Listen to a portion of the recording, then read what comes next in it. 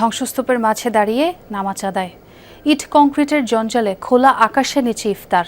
বিধ্বস্ত গাজায় এমন বাস্তবতায় শুরু হয়েছে রমজান। তবু 2 বছরের যুদ্ধ আর অনাহারের পর কিছুটা স্বস্তি। তাই সৃষ্টিকর্তার প্রতি কৃতজ্ঞতা জানাতে ভোলেনি উপত্যকার মানুষ। ম্যাটাডোর নিয়ে এলো স্মার্ট ইনস্টাওয়াল। এটি ইঞ্জিনিয়ারিং প্লাস্টিকে তৈরি মজবুত দেয়াল।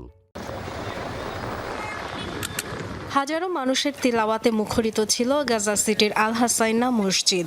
এখন কেবল ধ্বংসস্তূপ। কোনো মতে 100 জন দাঁড়ানোর মতো অবস্থাও নেই।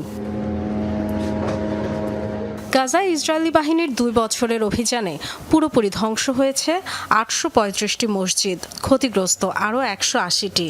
বাধ্য হয়েই তাঁবুতে খোলা আকাশের নিচে কাতারে দাঁড়াতে হচ্ছে ধর্মপ্রাণ ফিলিস্তিনিদের।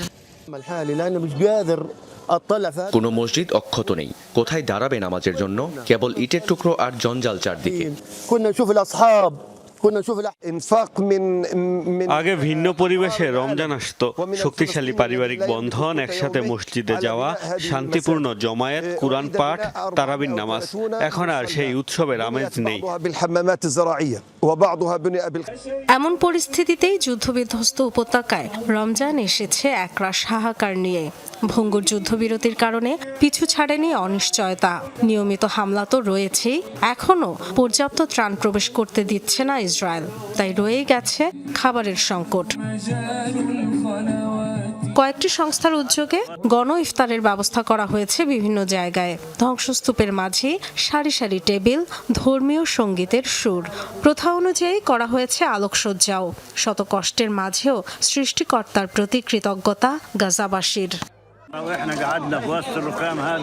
বিশ্ববাসীর লজ্জা হওয়া উচিত। কি কঠিন পরিস্থিতিতে আমরা আছি, তবুও আল্লাহর কাছে শুকরিয়া। গত 2 বছরে সেহরি বা ইফতারের জন্য ছোট এক টুকরো খেজুরও জোটেনি। এবার তার চেয়ে ভালো অবস্থায় আছি।